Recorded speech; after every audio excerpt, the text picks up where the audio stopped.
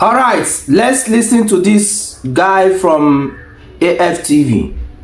It's 5 seasons now of a man that hasn't won no league titles here or anywhere. 5 seasons. Would Man City wait 5 years for someone to win something?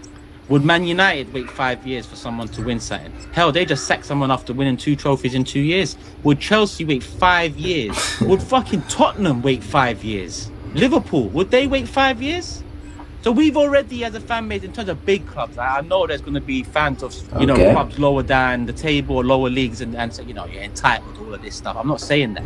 What I'm saying is 5 years without any credit in the bank, like Wenger did. 5 years. That's a lot, We moved into the Emirates 2006.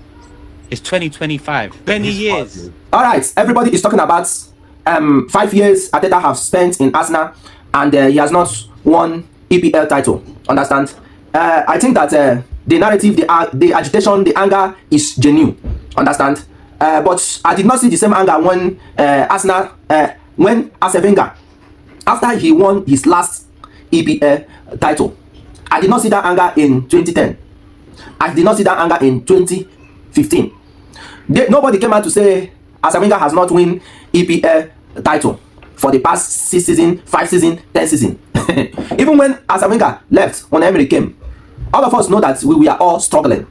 Understand? Oh yes, you can say whatever thing you want to say, because as Arsenal fans, we need trophy to show our progress. Yes, we know. We equally know that this club have hide and seek character. It took Arteta 2 years to bring Arsenal to Champions League. Now he has competed back to back 3 times second place. And if we start to analyze what happened and if Arteta is really doing well or not, we should be looking at who has won the league ahead of Arteta. Understand? You talk about Manchester City, a spending club. They don't have any limit. They spend as they want. Understand? You cannot use the kind of money that Manchester City has invested in their player to help Guardiola to compare with the kind of amount that Arsenal has invested in their player to help Arteta. In January transfer window, Manchester City spent all over 220 million pounds to sign 4 players in January. In summer, they have already signed 3 players, getting to 4. Understand? And you look at Edu and Arteta, their era, you know that they weren't telling the fans the truth. I keep on telling people that the problem of Arteta is that he refuses to come out to say the truth. It is only after this season that just ended that Arteta managed to come out to say, we know what we need. We know that we need a top striker. We are lacking in some of the positions. Arteta came out for the very first time to tell fans that they are lacking.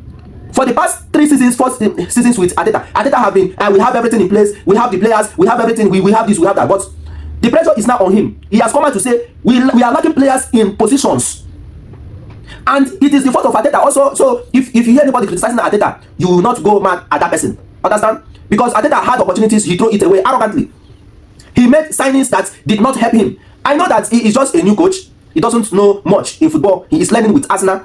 But Edu, I so much blame Edu in this kind of thing, because Edu performed like a novice, somebody that did not know anything in football. Unfortunately, Edu, of all people, going ahead to sign Kai Havertz when you need a proper striker, not telling Arteta, you know that he newly entered into the coaching team.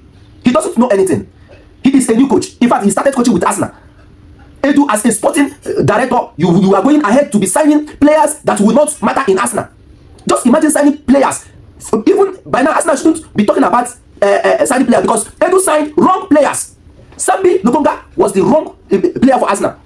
Fabio Vieira, wrong player. And these are the players that Arsenal need to. Okay, we need Odegaard substitute in case anything happens. Edu open eye. Spent 45 million euros for Fabio Vieira. We need somebody that will substituting or playing or will take over from Partey. Edu open eye to sign Sambi Lokonga. Okay, we need somebody that will be substituting Saka, or in case he got injured, somebody that will represent him very well. Edu open eye to sign Marquinhos. Understand? When we are talking about all these things, we always call Arteta. No, the board know what they want. That is why they sacked Edu. Edu was sacked. He was not resigned. He was just given that opportunity to resign because he is legend. Understand? They asked him, Edu, we don't need you anymore. After the signing of Raheem Sterling, just most after the signing of Raheem Sterling, just imagine Arsenal paying £100,000 every week to Raheem Sterling for sitting on the bench for not playing anything. Nothing justifies that. That is what got Edu sacked. Arsenal gave him that opportunity to resign, so that sacking will not be in his resume. Understand? That is what happened. So, and again, if you look at how Arteta has gone, you know that this club, they have not invested in attacking players for Mikel Arteta. That is just the truth now. They have not invested. The only player that they have signed in that attacking is just Leandro Trossard. No other player.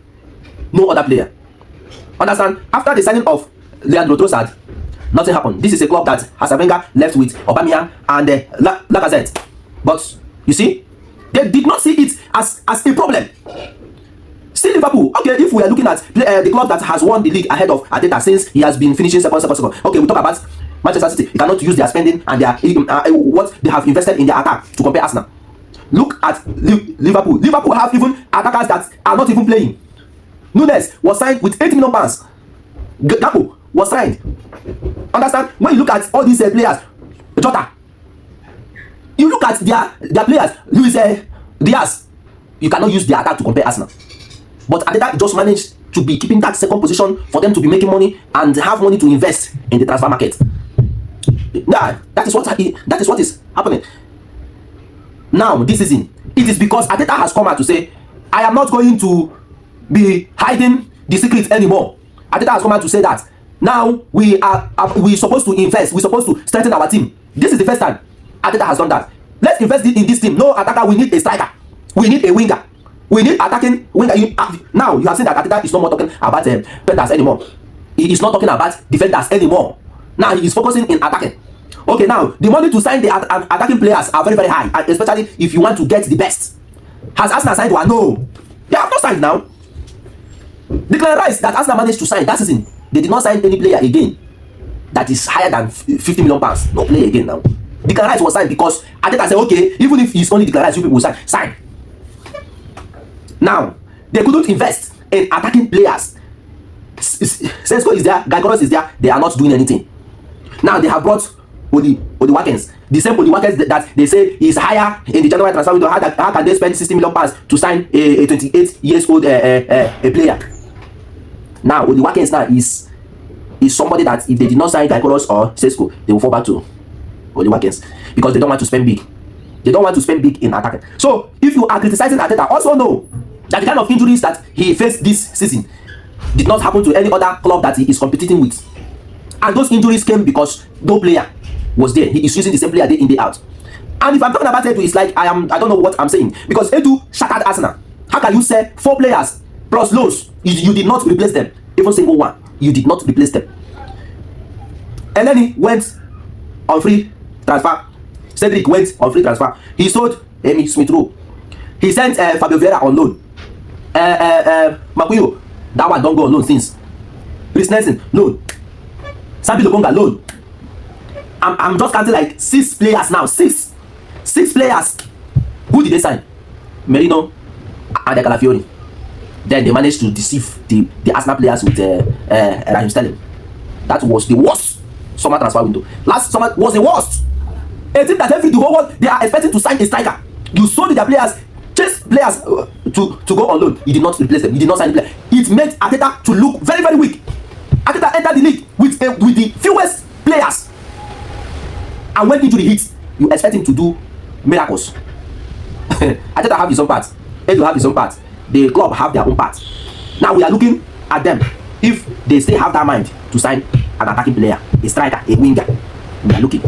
Because we have not seen. We want to know what is happening. Arteta have thrown the ball at them. We are all looking. Even as Arteta is, even as we are looking, that is the way Arteta is still looking.